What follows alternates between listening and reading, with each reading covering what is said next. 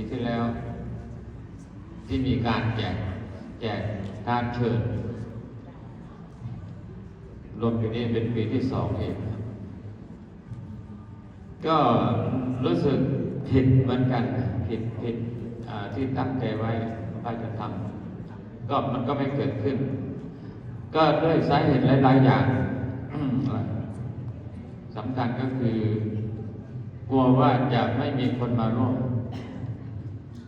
หรือมาร่วมหน่อยยันเสียหนาเพราะฉะนั้นถ้าคนมากหน่อยก็จะเสียหนาแท้เกิดอะไรโอกาสเห็นจะได้บันเองอันนี้ก็ประการหนึ่งหรอกประการสำคัญก็คือ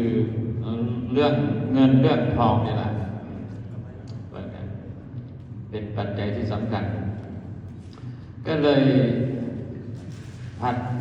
ปีผัดวันมาปีนี้เป็นปีน่าจะเป็นปีที่3นี่หรอกปีก่อนนั้นก็จะเป็นการทำภายในแต่ท่านรวมแล้วก็จะเป็น3 ปีพูดง่ายๆแต่ว่าปีที่แล้วมีการแจกการ์ดเชิญก็ตอนรับไปเป็นปีที่1ปีนี้เป็นปีที่2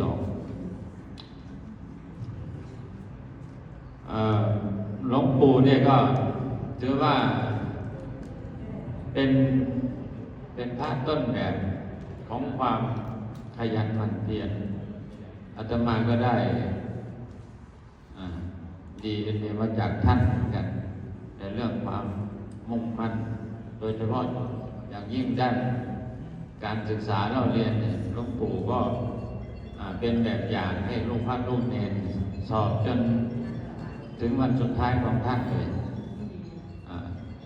ท่านได้ประโยค4ประโยค5ก็ได้ไปสอบร่วมกันกับอาตมาอยู่ที่วัดปากน้ำภาษีเจริญไปสอบประโยค5ไม่ได้ก็ได้แค่ประโยค4หลวงปู่นั้นก็เป็นแบบอย่างอาตมาก็ได้แบบอย่างมาจากหลวงปู่จนวันนี้อาตมาก็ยังสอบอยู่แต่ก็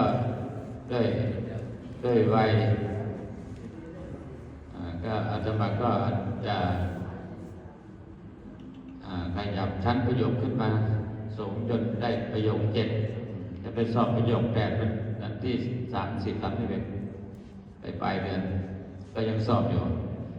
อันนี้ก็พูดให้ฟังว่าหลวงปู่เป็นแบบอย่างของความมุ่งมั่นขยันหมั่นเพียรในเรื่องของการศึกษา